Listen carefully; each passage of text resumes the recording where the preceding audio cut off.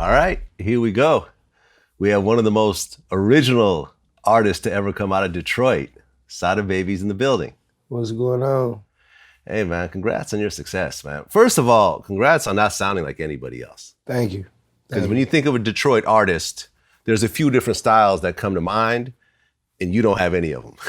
No, you do your own thing. Try hard to be different. You succeed. And congrats on some of these songs, man.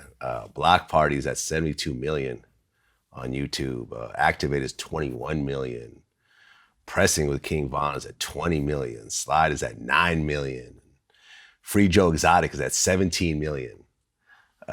With BFB, the Pac-Man, who I recently interviewed. Mm-hmm. We talked about you. I mean, you basically gave him a career with that song, with how big that song was. Yeah, man. I just acknowledged him. He would have made it if anybody else with some sense would have heard him like I did. Yeah. But yeah, Pac-Man was gonna be Pac-Man because he was destined to be Pac-Man. Right, but it always takes that one song to put someone over the top, and then they could either run with it or they fade out, and he ran with it. Yeah. He doing real good. Yeah. Well, it's your first time here, so let's go ahead and start in the beginning. So you were born in Detroit? Yep. Okay. And what was Detroit like in the 90s? Sunny. That's what I remember. It's sunnier than what it is now. Okay. But, it was cool growing up. A lot of shit that I was exposed to, I probably didn't think that was wrong with it. So like normal life in rural areas was good for me, fun for me. Feel like it has a lot to do with my makeup. But yeah, during the 90s, it was fun. That's what it was. A lot of different shit was open still, and different type of things was normal still. And yeah, and I got a big family too, so the 90s was lit for me. Okay. You have siblings? Yeah. How many? I got 3 little brothers from my dad and 2 big brothers. Okay. Wait, all boys? Yeah. 6 boys? Yeah, 3 biological, 2 not. Oh, okay. Yeah. Okay. Did you grow up with your mom and your dad or just one parent? For the most part, my mama. I stayed with my dad a couple times. Okay. So you're growing up in Detroit, and Sada Baby comes from your real name, which is Casada. And I don't think I've ever heard that name before. I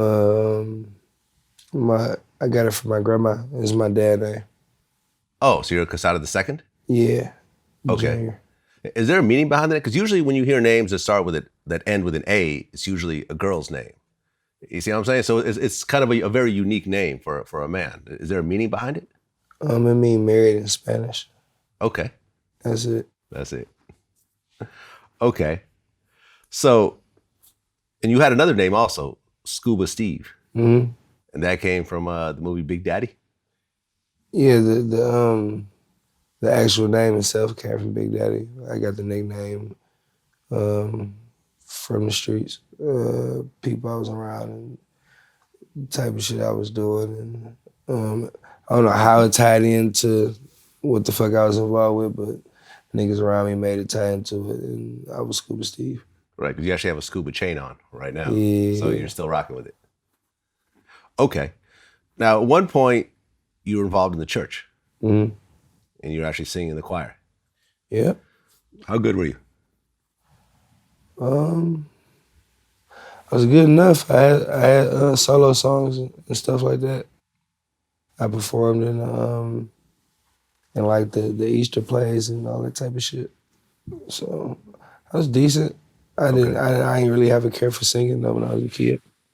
Right, because when you talk to a lot of rappers that sort of came up in the church, they kind of have more like a sing-song, harmonizing kind of style, but you just traditionally rap. Yeah, I rap. So you really just kind of left the whole singing behind. And I mean, as far as gospel singing, yeah. But no, I still sing. So at what point did you actually start rapping?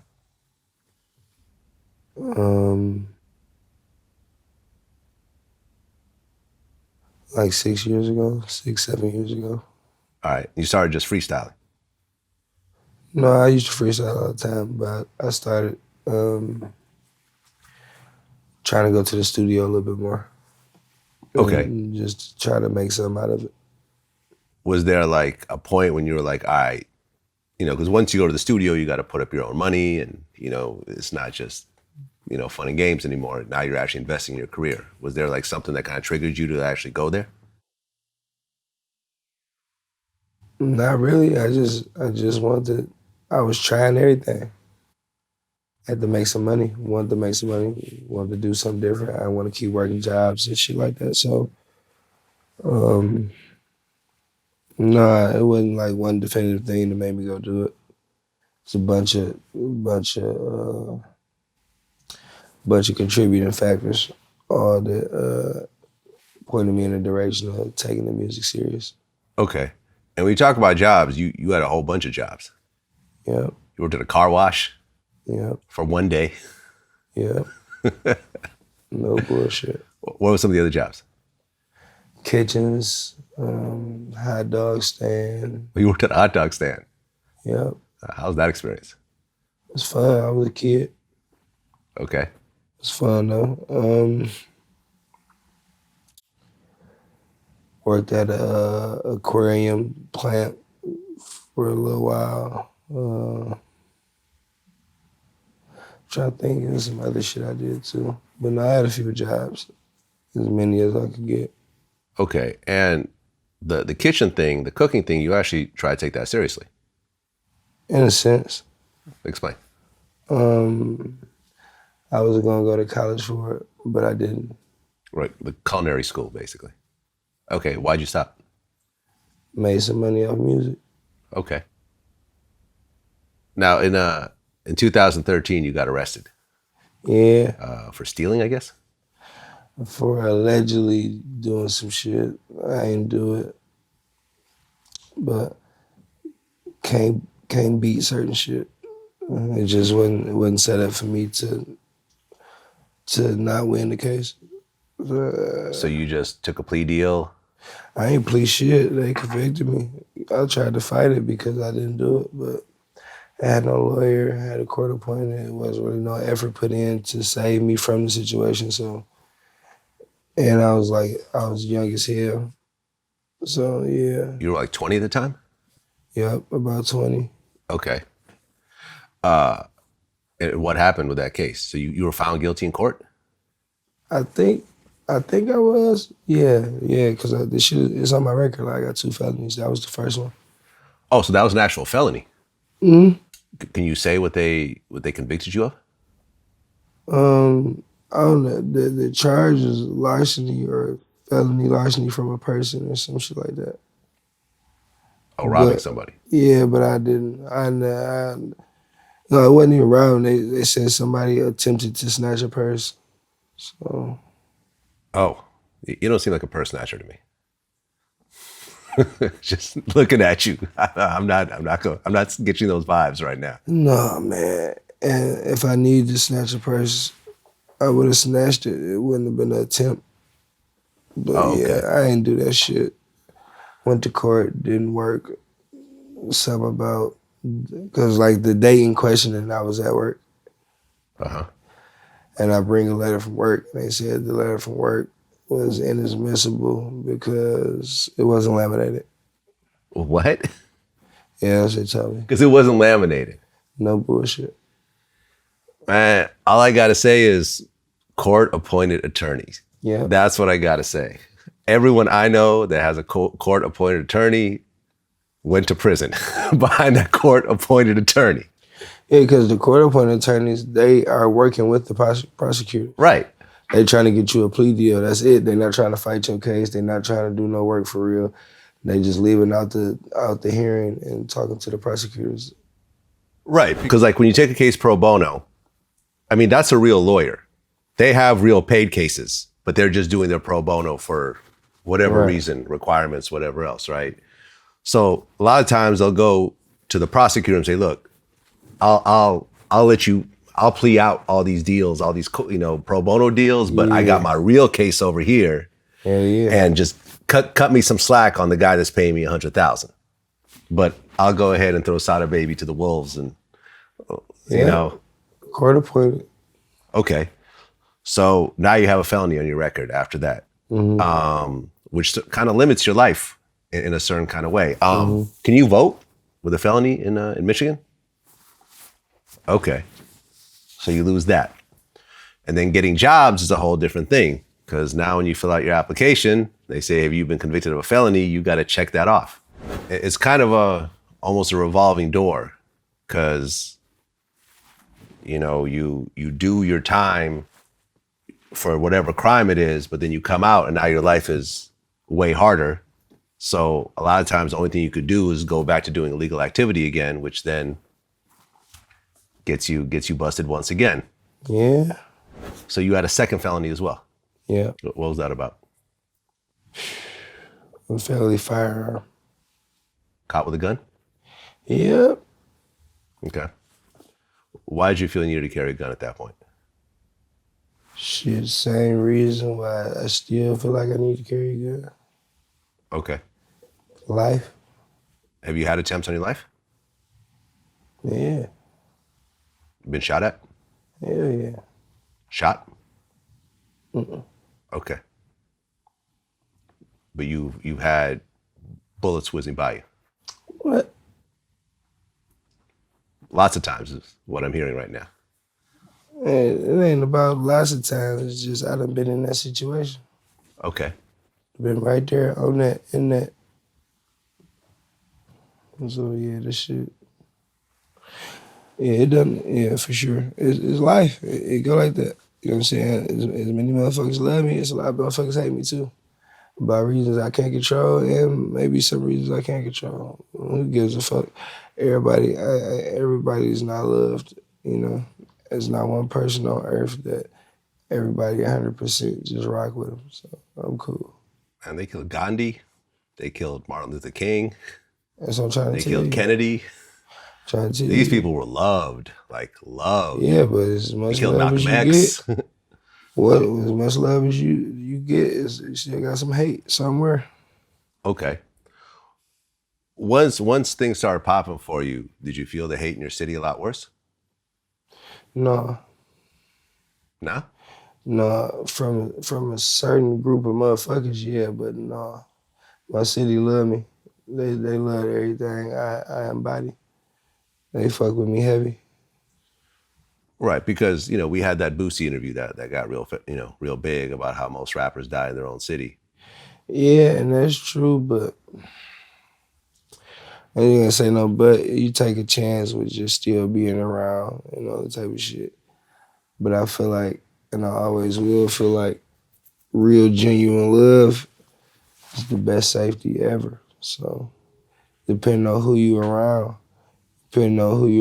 what you doing, how you talking to people, what's your temperament since you done came back from goddamn Africa or Coachella or some shit. If you know what I'm saying, if your temperament is the same as being with your people, your family members, you don't really got shit to worry about. I don't worry about nothing when I go to any neighborhood that I'm all the way welcomed in at home. In Detroit, you mean? Yeah, east to west. Yeah, I mean it's a tough situation. I interviewed FBG Dugg twice, and in fact, I just interviewed his mother. That interview started running yesterday, and she's in tears right now. She lost 2 of her sons to gun violence in Chicago, and you know when we were talking yesterday, I brought up a part of our first interview where because Dugg had been shot 2 times before, and I was asking why he didn't move out of Chicago, and he kept telling me all these reasons why, like he's good and it's not gonna happen again, and he was in the wrong neighborhood and so forth, and then you know he gets killed a month ago in Chicago on like the Rodeo Drive of Chicago, you know, in front of like the St. Laurent store. The first time you get shot, you stay in Chicago. Mm-hmm. The second time you get shot, you're still in Chicago. Mm-hmm. So you talk about how, you know, how much you value your life and how careful you are and how you know people want to hurt you. but yet you're still in the same area where these shootings are happening. Like, Nah, why not move? See what it was? I went in the same area. Like I said, you put yourself in somewhere you don't want to be, then you got to be ready for what's coming. You feel me? I was just in the wrong place. I wasn't supposed to be there. I knew I wasn't supposed to be there. You feel me? But the second time I got shot, I was leaving the liquor store. You know, motherfucker followed me. I ain't see it coming. You feel me? Motherfucker got up on me. I'm just glad they ain't killed me. You feel me? Motherfucker shot me in the leg. Hey, went to the hospital, got it wrapped up, went to the party. Okay, but it's still Chicago both times, right? Yeah, still in Chicago both times. You get more love in your home city than any place else you'll ever have, but you'll also get more hate because all those people that you've passed up that they feel like they should be in your spot. As if you choose to acknowledge them or acknowledge the motherfuckers who coming up after you that's in the positive energy range. Mm-hmm. You know, you can look at that. Hey, I don't look at it. Like, I know it's there. I know there's a lot of people who feel some type of way, but them type of problems is personal problems for them that they got to figure out. It ain't for me to pay attention to you and wonder why you don't like me or why you mad. There's like 20 other artists that's probably want to do music with me or say they like my shit that I could be paying attention to. I got you. So you start going to the studio, and how old were you when you first started going? Like 19. Okay. Somewhere around there. Probably like around my first time going, like on some I want to make my own song type shit. Yeah, I probably was about 19 or 20 around that time. Maybe a little bit later. I think I'm giving myself too much credit. Probably like 21, 22. Okay. So you start going to the studio, you start rapping, but for a while you're making no money at all. None. Zero. So you're spending money on studio, you're spending time writing songs, but nothing's coming back in. And I guess there was a rap competition. Mm-hmm. And it had a real interesting name also. Yeah. What's the name of that competition? Imported from the D. Imported from the D. Mm-hmm. Not the coolest name I've heard, but... You first motherfucker laugh at it like that. That's funny. Okay. And I guess there were 13 rappers out there. I don't remember. And dudes had like whole sets and backup dancers. I guess Ayo and Teo were one of the backup dancers from one of the groups. And Ayo and Teo went on to become like big songs and so forth. Reverse Bros. And you just showed up and you ended up winning it. Mm-hmm. Turning point. You were actually talking shit. Yeah, I was during the talking competition. shit. I was talking shit on stage to the other acts. Okay. So you won that and you got a few dollars off of that? 500. 500. And that was the most money you made off of rap at that point? Yeah. Okay. So how did that feel? At the time, I felt like, all right, well, I can do this. Because I was about to quit. I felt like me winning that competition and getting the money, I just felt like that was enough go ahead for me to just stick with it. Okay. So what was the next song or project that really did something after that? Hard to say, because before I signed to anybody I had signed to, I just was on a run of dropping visuals, like visual. So I think it was a collective, whatever whoop-de-whams to help me out. Like, I don't think it was just one song. Okay. But Block Party, was that the first song that really started to go somewhere? Like Block really Party was millions of views? Block Party was the first song to go like almost countrywide or like nationwide or something like that. Yeah. I had other songs that had million views on them. A few. Like at that point, I still had about 15 videos that had 1 million views. Okay. But I'm looking at Block Party now, it says 72 million views. Yeah, but I got like 68, 69 different videos with 1 million views Really? or more. Okay. But Block Party started to go nationwide for you. And that's with Drago. Drago Baby. Did you think you had something on your hands when you made that, or is it just another one of your songs? And I just want to do a song with Drago. that was that. That's it. Okay. Well, what changed after that song came out? Just getting recognized in places I wasn't getting recognized in before, and different groups, and gained like probably a more diverse fan base off of that song. Brought me a lot of new people, fresh blood, shit like that. Right, because the way you rap ain't really like most rappers. And the beats you pick ain't really like the beats that everyone else is picking. And you're into rock and Nickelback and all types of shit that most rappers are not into. Yeah. So what was really your mind state in terms of like, okay, this is how I'm going to do it and this is what I'm going to put out in the world? Just to not look like, sound like, make motherfuckers feel like nothing that they had seen or heard or felt before. Just wanted to be everything different. Yeah. And I put a lot of effort into making sure I push out the best of whatever I can at that point in time. So, yeah, man, it's fast at certain times when I'm doing shit, but yeah, I like to think, well, I know I put a lot of effort into making sure I'm different and unique and standing out just as far as my craft and my music. Right, and sometimes when you rap, it doesn't seem like you're really trying to be on beat all the time. No, I'm just going with my flow. Yeah, it seems like sometimes you kind of go off beat, but it's on purpose. Yep. And you're just kind of dancing around. Unorthodox. Yeah, exactly. Now, when you look at some of the titles of your mixtapes, like Bartier, Bounty, which is, I'm assuming, a playoff of Cartier. Yeah, but that's the name of my studio, my old studio. Oh, Bartier? Cartier County. Oh, Cartier. Okay.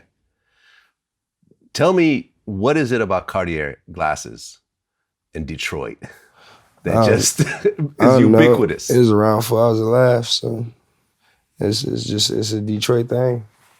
You gotta get you some Cartiers, some busts, some yays, some wires, some real woods. Yeah. Yeah, not no straight backs. Let me just play it out. I got a pair of Cartiers. What kind you got? I'll show you. Oh shit! No problem. You got the J's on you? Hold on.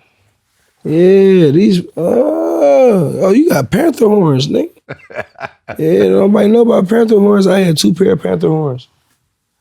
Yeah. Don't wear them very often. I just pull them on special occasions. You can see they're still nice and crisp. Both pairs I had. One pair they had to order it and get it from Paris, and the other one was the only pair in the United States.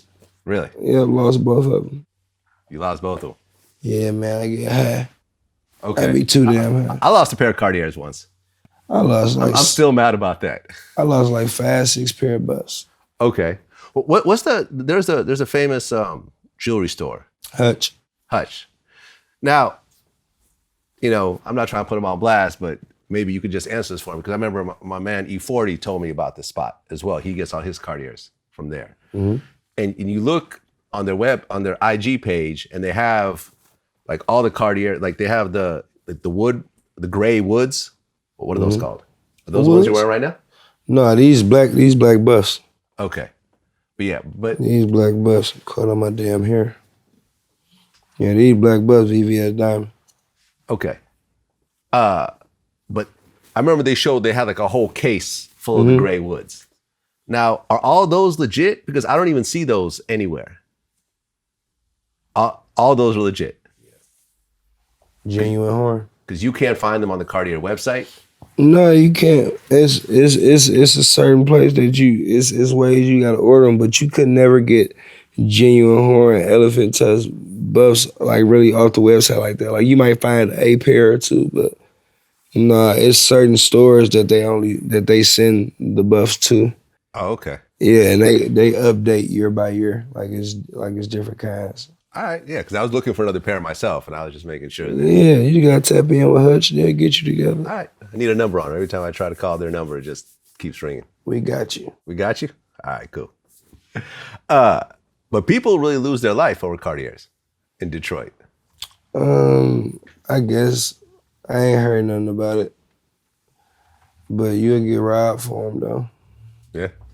Yeah, I don't think anybody gonna kill you. They for sure gonna take your shit though. Well, when you look at the titles of your mixtapes, like Bartier, where you look at Block Party, where you change the C to the X, or Activated, where you change the C to the K, and you have blood lyrics throughout your. Cause I'm a blood. Now, is there a lot of Bloods and Crips in Detroit? Yep. Do you know the history of that? Nope. Okay. What age you start to join that?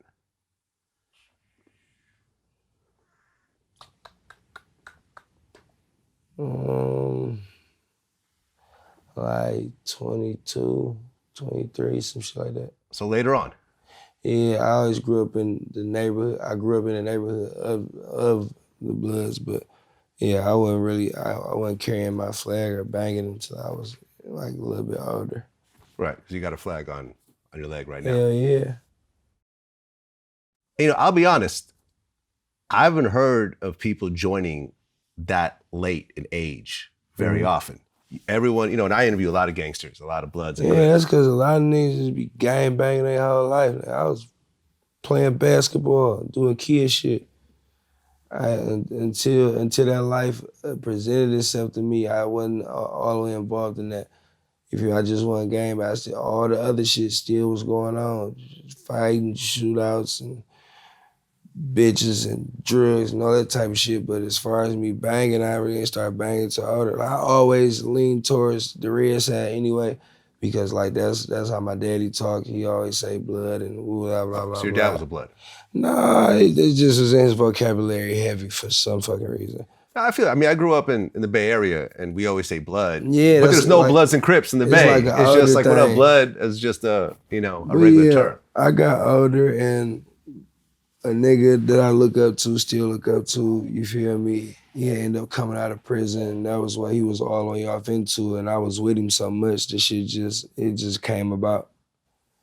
Yeah, and yeah, man, like all the motherfuckers who was already with the shit is motherfuckers that I had grew up with, my homies, cousins, and all that type of shit. So it just went how it went. And yeah, I took it a step further with as far as like coming to Cali and, you know what I'm saying, talking to motherfuckers I need to talk to, you know, that shit gets serious. Is there a Cali and LA set that basically is a Detroit set as well? Because you see like Grape Street and everything. My niggas, off the strength of me, we tied in with Campanella. Okay. Like, and that's an LA set. You feel me? Like that's big bro. We show me a whole lot of love. Okay. You know, he make sure niggas straight. When I come out to LA, I met his family, you know what I'm saying, like his daughter and shit like that. I go over to the neighborhood, you feel me, see the kids and shit over there, go take pictures with motherfuckers all the time. Like, yeah, man. That's why I love LA. I love LA. Yeah, LA's dope. Hell yeah. But it's also dangerous, as you can see by the whole Pop Smoke situation. Yeah, it's dangerous, man. Rest in peace to that man. You gotta, I'm not saying this in direction towards him, but you just gotta move how you supposed to move, man, and pray to God that all the punches gonna go right for you that day, because you could die getting on the freeway, semi-truck or something, you know what I'm saying?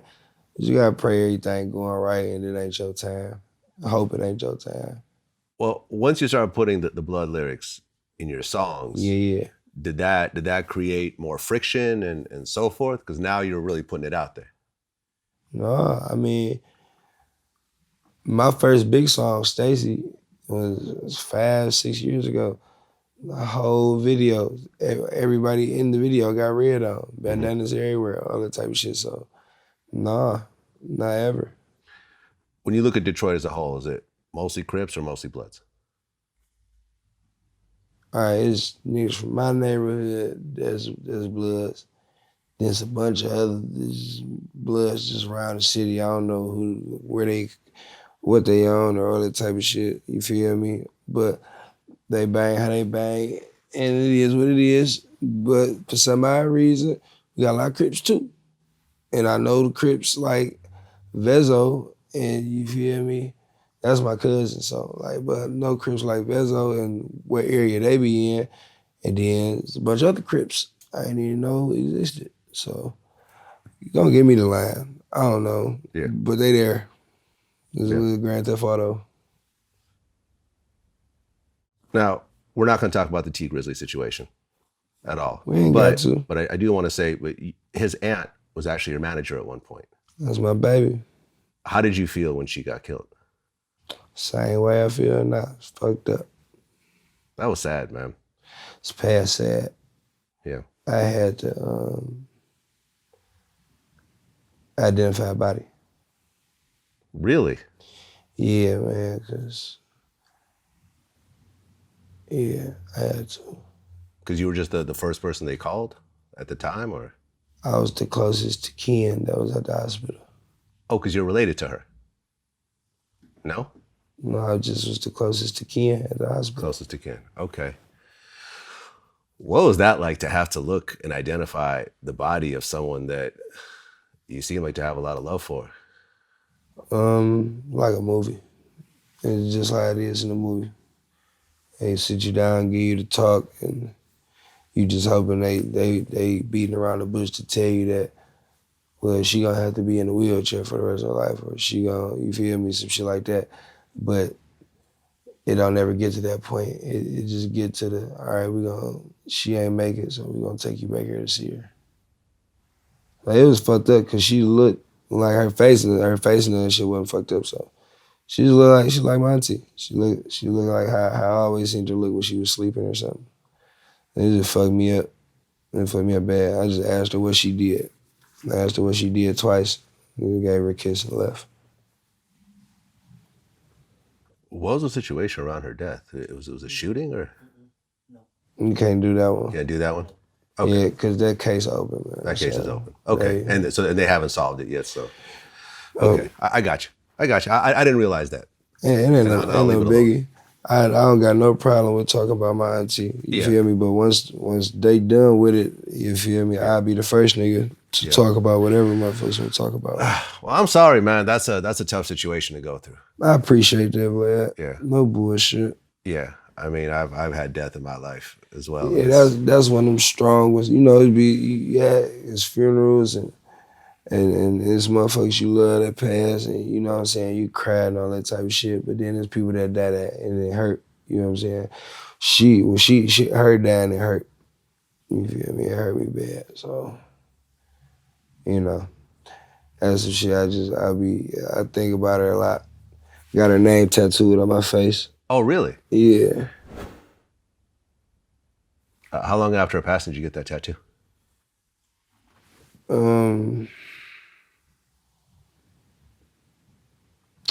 Had to been like 3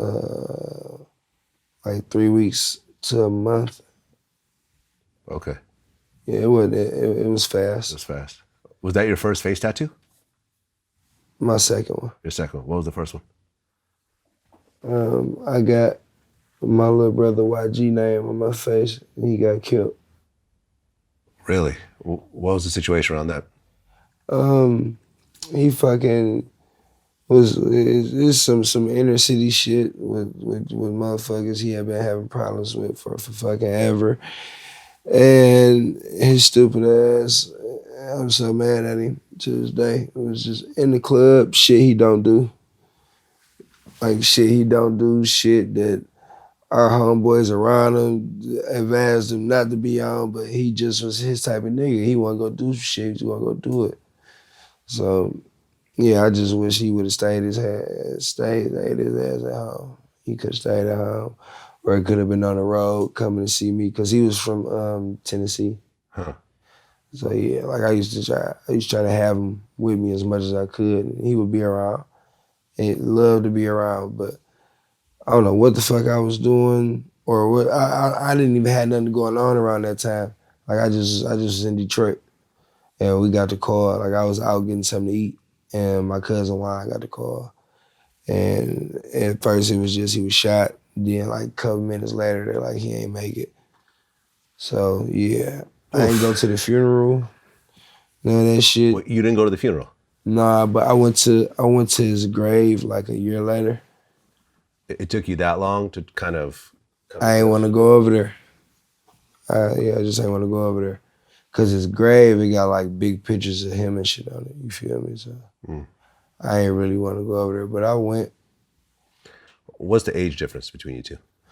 Me and Marquandis, I think YG might have been like 3 years younger than me, 3 or 4 years younger than me, some shit like that. So that was like your closest brother in age, kind of? Nah, that was my dog. That was my baby. That sounds like it. That was my baby. Like me and YG. Yeah. He was a good artist. He was a good music. Oh, so he was rapping too? Yeah, he made good music, man. He was just finding the sound and like honing the skills real good. He one motherfuckers, he can rap and sing. How long ago was this? YG died like it's probably going on 3 years now. Okay. Was that case ever solved? I think so. I think so. I think so. So the guys who did it, or the guy who did it, is in prison? I think so. I don't know. I ain't really try to follow up on the police side of his situation.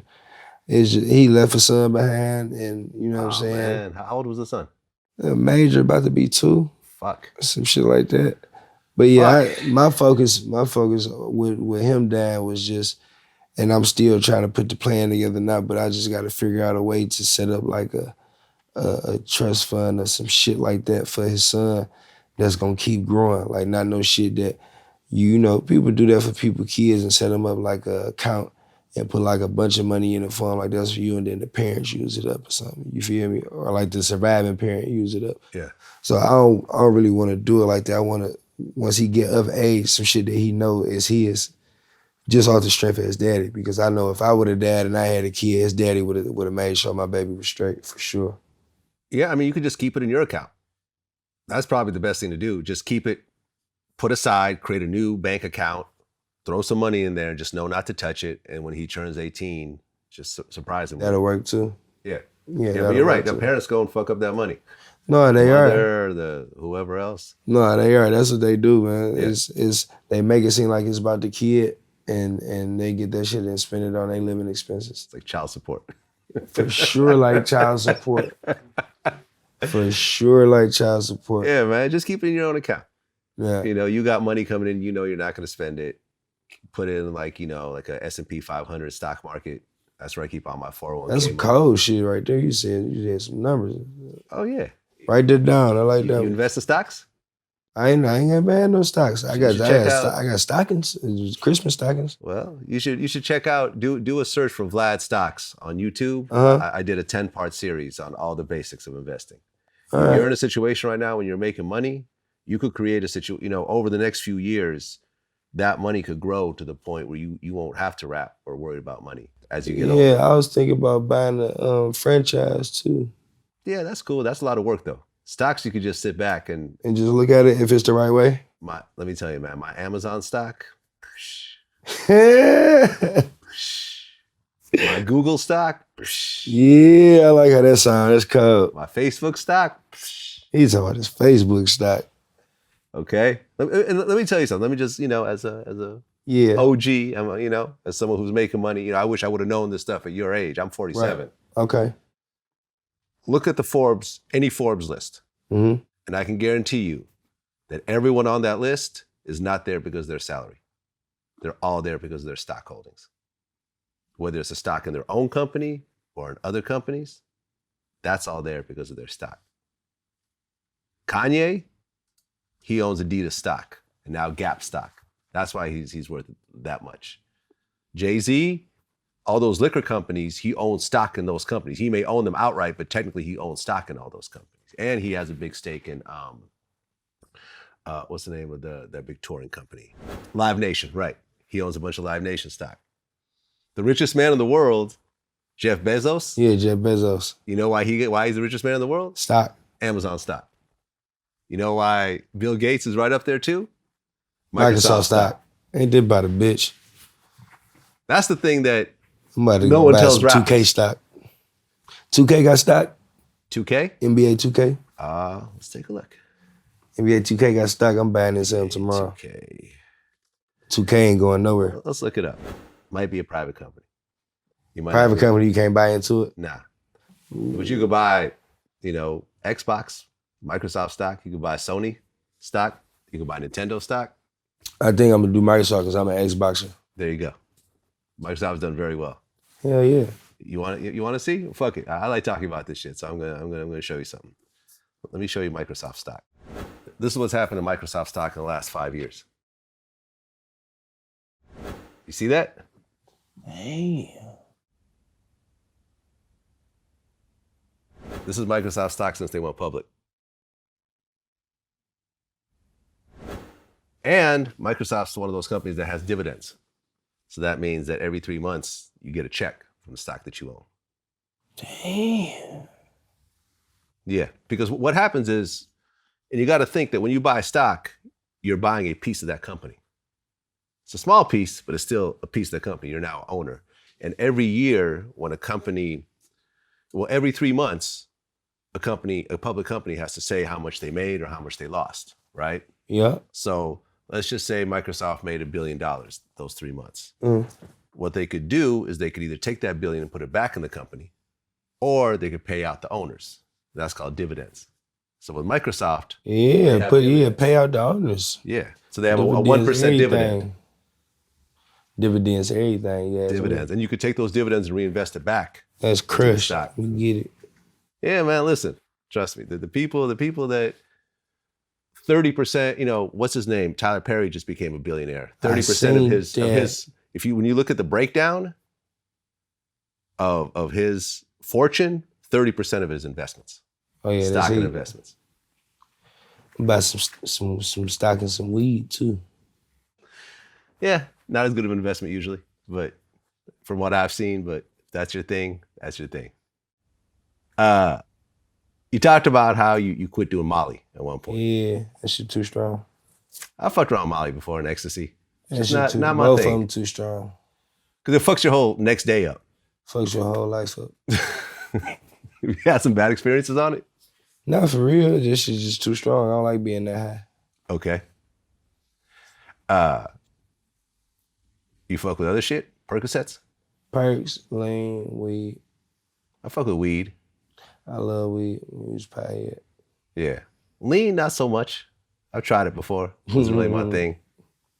Yeah, it's an acquired taste, figuratively. Yeah. Yeah, it ain't about you wanting because everybody would like to taste, but like the effect of it and what it do to you, different strokes, different folks. Yeah. You do know it's kind of liquid heroin. Whatever they call it, liquid good. Have you had a bad experience off of drugs? Nope. Never. Nope. Yeah. I had one of my best friends overdose and die. Liquor? Oh, you had some bad liquor experiences? Yeah, I got liquor poisoning. Liquor poisoning, like in the hospital? Hell yeah. I've never done that. I've passed out. I've thrown up. No, I've never ended up in the hospital. Liquor poisoning, a bad motherfucker, boy. You feel like you have a liquor problem? I used to. I don't drink no more. So you were like an alcoholic at one point? Yeah, we was drunk as hell. We used to get drunk all the time. Hennessy. When I was in high school, and like fresh out of high school, we was drinking vodka, all the cheap ass vodka, Pinnacle, Frizz, Savecca, you know what I'm saying, making jungle juice to 5 o'clock up at the colleges with all this bullshit, Four Locos and. Four Locos. Yeah. That's just banned these days, isn't it? They still. Nah, you can still get Four Loco? Really? Okay, I didn't know them that. bitches used to be strong, boy. Okay. 2 of them bitches, you out. Okay. And after you ended up in the hospital, was that like the wake-up call? No. You kept drinking after that? Hell yeah. You hard-headed, huh? I still was drunk for like a couple more years. Okay. Was there something that made you say, okay, I'm not going to take another drink?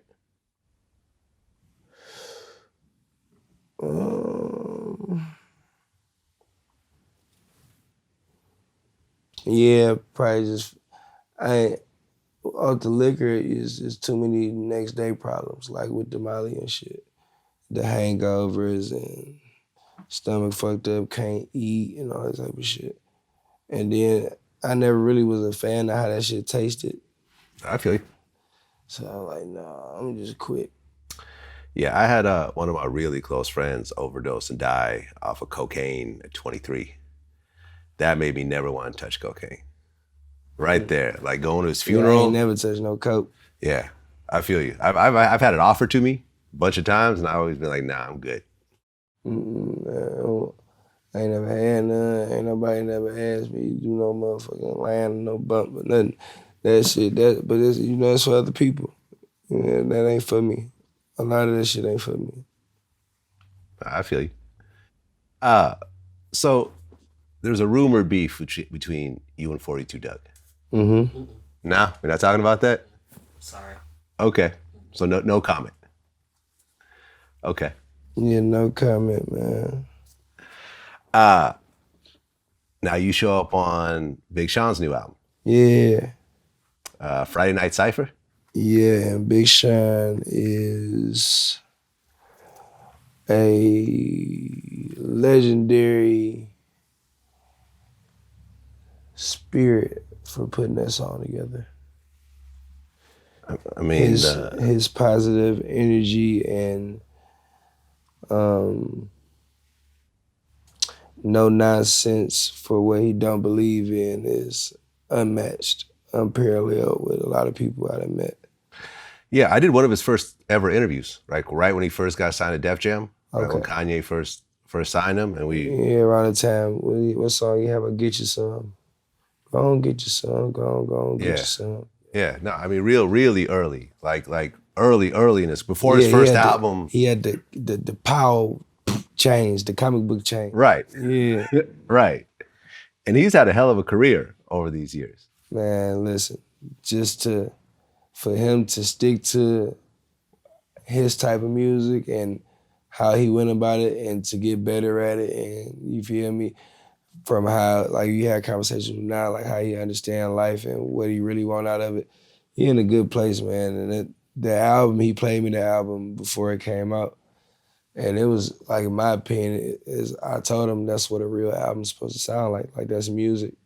Yeah, I mean, once everyone found out that Tekashi was faking his numbers, Big Sean is going to have the #1 album. Wait, that's what happened?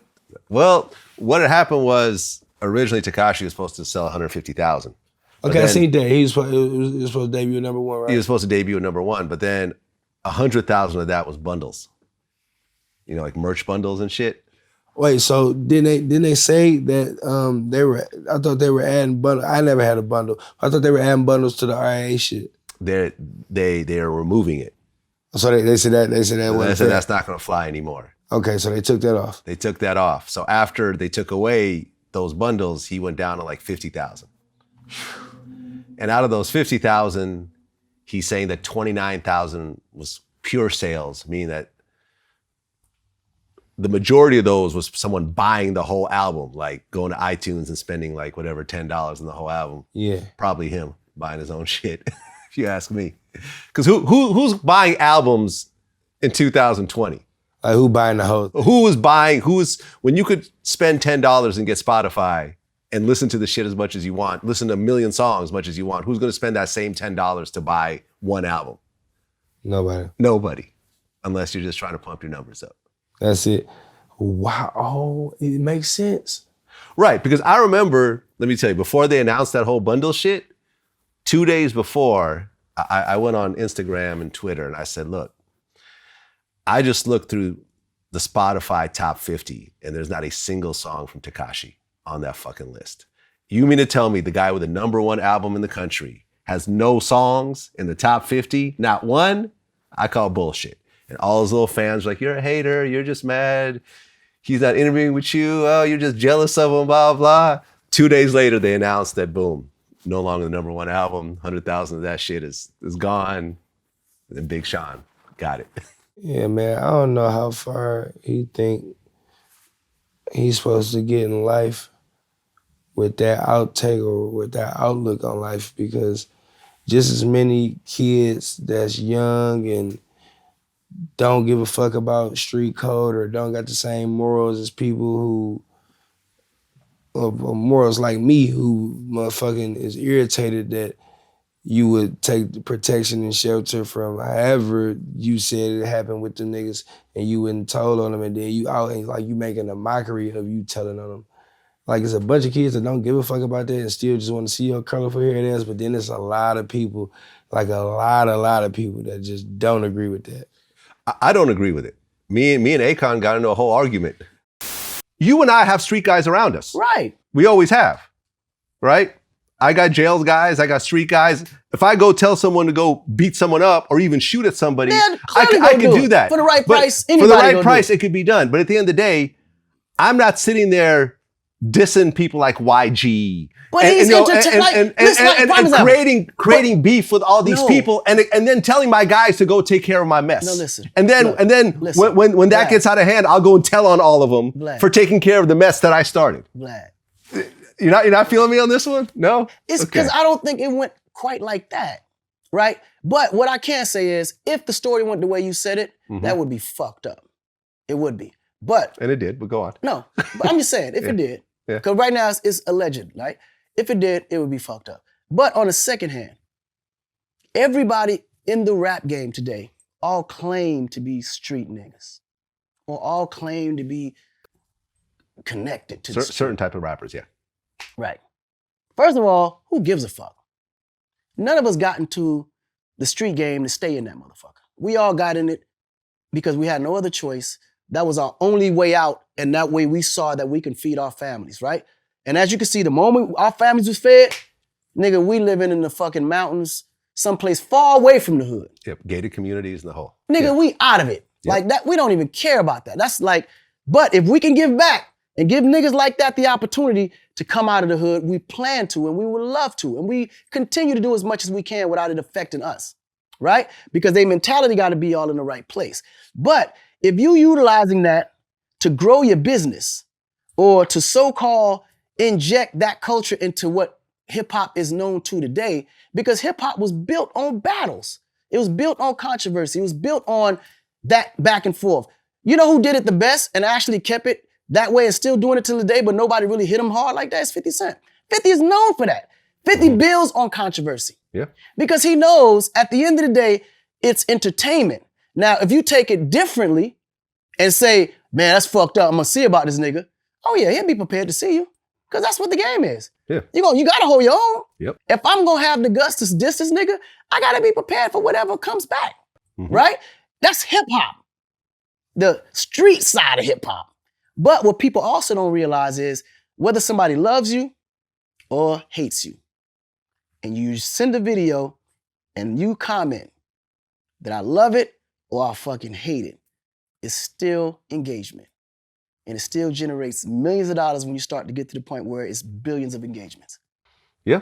All Tekashi seeing, my nigga, is that engagement. Yeah. I mean, he's doing well financially. That's all he cares about. Listen, you know my thing was about Akon, and I was talking to Dave Chappelle and fucking David Banner and Talib Kweli, and I'm like, I asked them if they had a problem with Akon doing the Locked Up remix with him, and they was like, we personally don't give a fuck. I don't care what the nigga do. I said, okay, I see what I hear you, but do you understand what that song was to motherfuckers when it came out? Yeah. Like, and to this day, like what that song mean to people and how they feel about that song. Like, that's a real deep ass vibe. That's a serious song. Like, motherfuckers, like that's a part of some motherfuckers' childhood. You feel me, singing that song? Facts. And you would let a nigga who's making fun of how he got out of jail, making fun of being a snitch and all that, like, you would give that to him so he could damn near, in so many words, make a parody out of that classic? Yeah, no, listen, one of my regular guests, China Mac, this Chinese dude that's been in prison a lot. I know China Mac. Yeah. I seen him. I mean, I know of him. Yeah. Yeah, he was just here the other day. he was telling me how he was in jail, in prison when that song came out, and people really like loved that. Like people would wake up to that song, people would work out to that song. Like that song offered some glimmer of hope to people that like, you know, like I've never been in prison like that, so I can't relate. But he was telling me like, yo, like this was really the only prison song that people really loved like that. And now you got a dude who's a snitch doing a part 2. And me and Akon were going back and forth, man. Like I go back 15 years with Akon, and I'm like, yo, like I don't approve of it. My experience with that song, Locked Up, I was locked up when that song came out.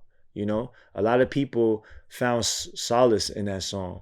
A lot of people like use that song for you know, it spoke to them. It gave them hope. You know what I'm saying? A lot of people that are doing life really love that song. Wake up in the morning, they work out to the song, and it's just like music is soothes the soul. Music gives us different type of, you know, different type of hope in a place like that, right? So when a song like that, I'm locked up, they won't, it's just like an anthem for us. And it touched a lot of people, right? A lot of people that are incarcerated, a lot of people that have been incarcerated, a lot of people that are still incarcerated doing life, you know what I'm saying? And that song spoke volumes to them, moved them in different ways, right? And here this guy goes and totally like just didn't even take into consideration of that, right? And does something with this with Tekashi on the song. And I felt like that was a slap in the face, number one. Number two, and I watched, shout out to Mike Son, and I watched Mike Son's live with Akon, and Mike Son was just hitting them with like, you know what I'm saying, facts. And Akon was just dancing around it with like, you know, this silly smirk on his face too. Like I just like, and he was smiling, he just thought it was funny, right? He thought it was funny, but I don't think there's nothing funny in this. You know what I'm saying? Because if you look at it, just look at what, now I think by me stating this at this time, right, is a lot different than me stating this like 6 months ago when I came on here and talked about the whole Tekashi situation. It's different, right? You know why? Because this man has an album called Tattletale. His merch says rat, or his merch is just... Wait, he's got rats on his merch? He has something about snitching or something. On his merch, on his clothes, there's something about snitching on right. it. Well, you predicted that he's going to make snitching cool. I was just disappointed in him doing that. I really was. And when I explained it to Dave Chappelle and them, like how I did, like saying like how much it meant to other people, then they heard me. They felt me. They're like, okay, when you say it like that, I'm like, yeah, because like don't nobody give a fuck about what he doing, like personally. Like, do what you do, but like as far as you fucking with shit like that, like you like damn near tainting history, like stop, bro. Like stop. The trolling shit is just, you feel me? Right, nah. but dude really has no limits to what he does. He goes, no, he don't. You know, like Nipsey said that he don't fuck with him. Like he don't fuck with all that shit he's doing when he was alive. Mm-hmm. And when he gets to LA, what's the first thing he does? Go to Nipsey's mural and you playing like that type of shit. Like when he went to the mural playing, that irritated me. When he went to O Block and said Dirk cousin name. That Newski. Yeah, when he went and said Newski and he talking about smoking Newski pack, like bro, like you playing so like that type of shit. Them security guards you got with you, bro. Somebody gonna go all out. You feel me? Like they gonna shoot your security guards just to shoot you, or something bad. In Chicago, like I said, FBG Dugg got killed in front of the Saint Laurent store with tourists everywhere. Like, you know what I'm saying? No matter how many securities you have, at one point, you're going to have someone that just doesn't give a fuck. It's like, I know something, I don't care. Fuck it. I'm going to go to jail and be a hero. Like, right fuck behind, it. Man, listen. Motherfucker wanna go to jail and say he the nigga that shot you. Right, because you could justify the shit however you want, but on camera, you talk about putting a hit out on Chief Keef and offering money to Kuda B. Like, I got, 20 stacks to shoot him. Kuda goes and shoots at him, collects his money, and then Tekashi testifies. Put you right in the trap. He tells the feds, that yes, I hired Kuda to go shoot at him. Kuda's now facing like 5 to 7 years, and you walk away. You know what I mean? Like, that would be me like selling you some drugs and then go to the feds right afterwards and say, hey man, I know a guy who's buying drugs right now. Man, I just left Sada house. Like, if you go over there right now, you catch him, he probably still bagging it. Yeah, he has it. You know what I'm saying? That's exactly what this like. Yeah, it was like almost like he was the feds the whole time. You never know. Well, because you said that if you got offered $500,000 for a feature, you wouldn't do it with him. With him? Yeah. Yeah, nah. Yeah. I already made $500,000 this year. Yeah. You feel me? I ain't, fuck him. Yeah. It ain't that deep. And he can't fuck with me. What song we gonna make? He ain't ready. A lot of niggas, not just him, ain't ready to step in that bitch with me, but he for sure ain't ready to step in that bitch with me. All that ABC bullshit shit he be rapping. Man, I'm a whole different type of nigga, so I wouldn't even want to, even if he wasn't a snitch, he wouldn't be ready to do no song with me. Have you had a situation where someone told on you? Told on me? Yeah. Hell no. Nah? No. Do you have some friends in prison right now who got told on? Damn, do I? Yeah. Yeah. Gang. I do. Yeah. That shit is motherfuckers know. You know, that's like barbershop talk. That's one of them things where Uncle I'ma tell you, it don't matter what clique, what crew, what state, what city, what animal, what zoo, it's a snitch near you. No matter what zoo, is a snitch near you. No bullshit. Like, man, it's always a motherfucker that you don't think will ever do it, and they do it comfortably. Get right on the stand and be out living life while the niggas that they just was partying with and fucking hoes with and smoking weed with is in jail, calling their baby mamas, trying to talk to their babies. I mean, yeah, that same interview with Akon, he told me about an incident where his road manager knocked out Suge Knight, and Suge Knight pressed charges. The first punch came from 2 T's to his homie. Okay. Because at the moment when I grabbed him by the neck and started talking to him, the homie looked like he was about to pull. Yeah. And that's when 2 T's hooked off on him. Homie fell, and the gun fell to the floor with it. And at that moment, that's when Ja hooked off on Suge. And knocked him out.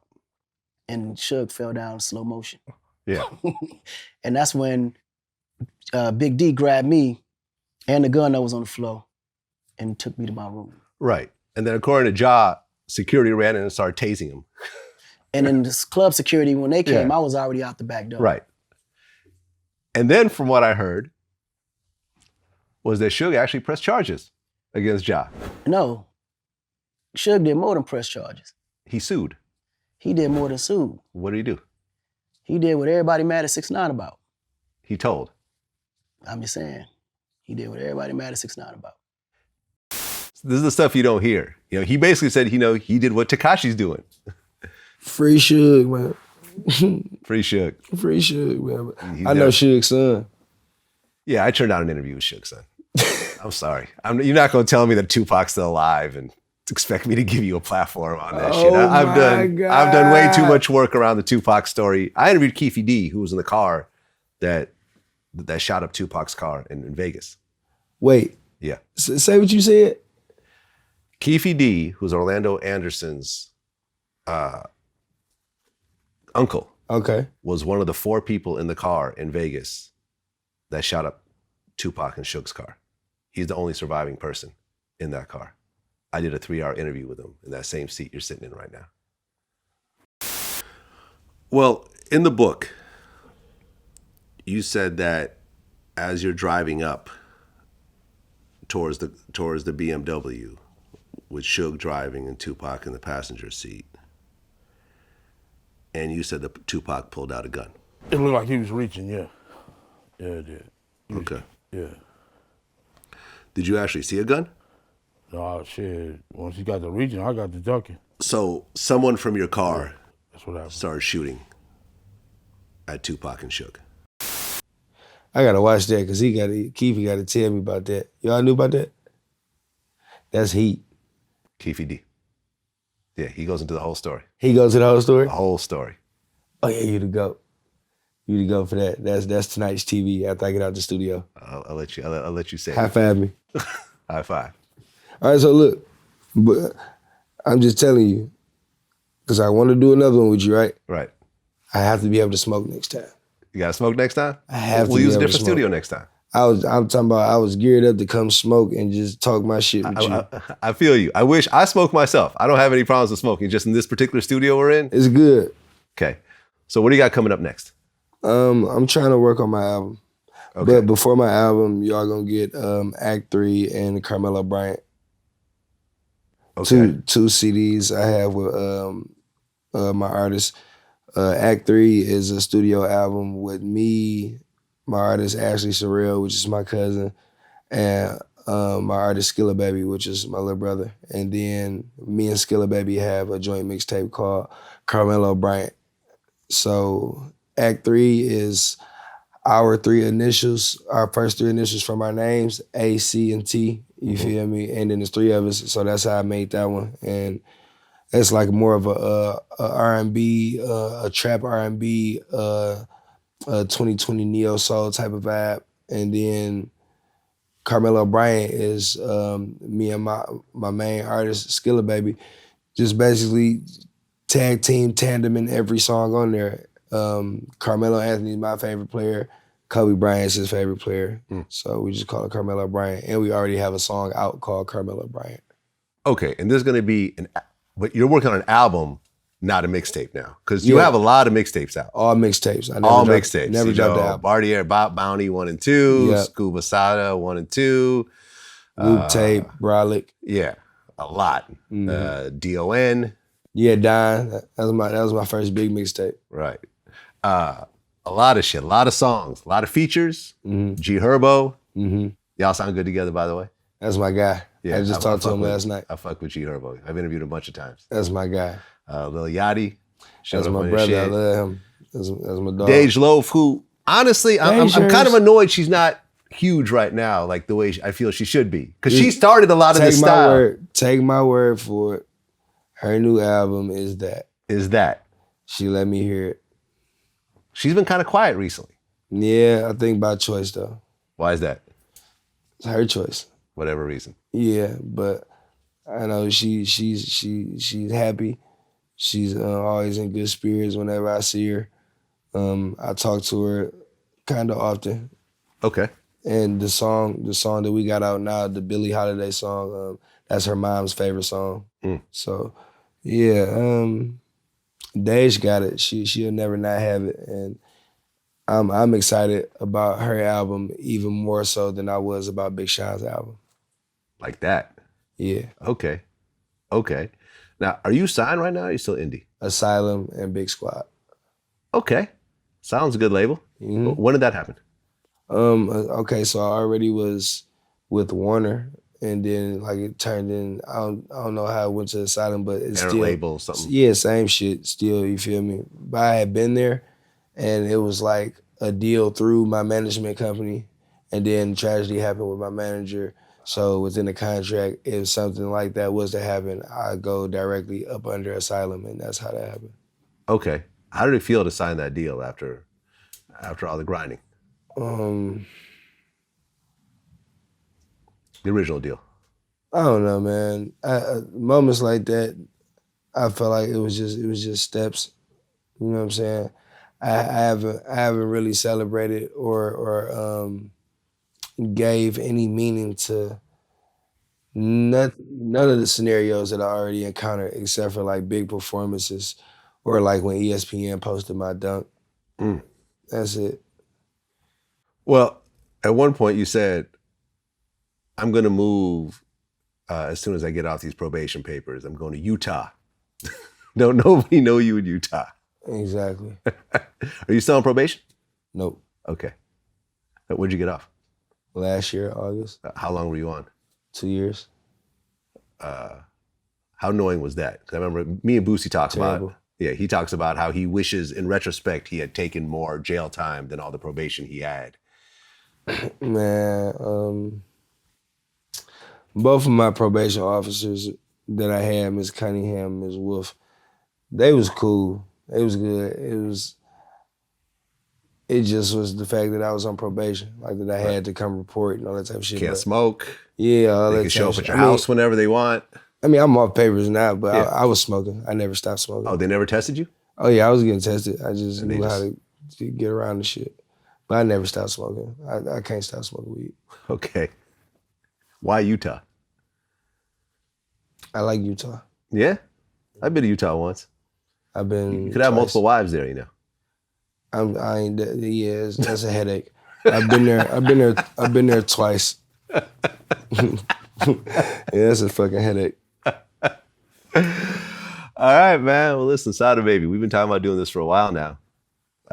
You know, I'm glad You it the finally man for happened. making it happen, bro. Yeah, You the one. yeah.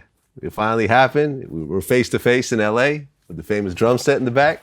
Yeah, we ain't know you was gonna be here, man. So I was happy to actually get to meet you. Of course, man. Likewise. I've been following what you're doing for a while, man. And You don't look 47. hey, good living. Yeah. You know, I lost 15 pounds during the whole quarantine. Yeah. Fuck you know, talking about? Getting thinner. Medium t-shirts. That's right. Extra medium. That's you know, my size. but extra man, listen, medium. congrats, man, congrats. Thank you, because Vlad. Thank you. I mean, to have, I'm just looking at this lineup. Just your top songs is over 100 million views put together. Like, you know what I mean? You have over 100 million people that have listened to your songs. Yeah, it's crazy. It's like when you really like try to put your head around it, you know, you're sitting there just doing it in the studio, hoping someone will like it, and then 100 million people end up liking it. Yeah, like with the TikTok shit, I didn't. Oh, you think that's what set some of it off? No, that all my other music, it did what it did off just the muscle, but the whole lot of Choppas song that I got that's just going retarded right now is definitely TikTok because we did a lot for the video shoot. I made sure I held it for a long time, but like we dropped the video shot up just because it's more than a decent video, and I get good numbers on my videos anyway. But like when we dropped it, it shot up to like 300,000, and it was kind of stagnant for like a week and a half, and then I don't know who made the first TikTok to it, but somebody made a TikTok to it, and it was a wrap. When they made the TikTok to it, and it just started going ridiculous. Like I was top 5 for like a couple of days. Then I was On all of TikTok. Yep, I was top 5 for a couple of days. Then I was number 2 for like 2-3 days, and then yesterday I was number 1. You were number 1 on TikTok. Yeah, on TikTok, number 1. From someone just making like a little dance to your Yep, song. and they made like when I checked yesterday, it's 2.2 million different TikToks made. It's a whole lot of Choppas. Like last week. Wait. You mean 2.2 million different videos? Yeah. Yeah, 2.2 million. 2 million people actually took the time to make a video to your song. Yep. Like a bunch of motherfuckers. Juju Smith-Schuster, Joe from Impractical Jokers, like all kind of shit. Huh. Yep, it fucked me up. A whole different world now. Fucked me up. Final question. Excluding yourself and Big Sean, who got it on Friday Night Cypher? Who had the illest verse? All right, you ready? Yeah.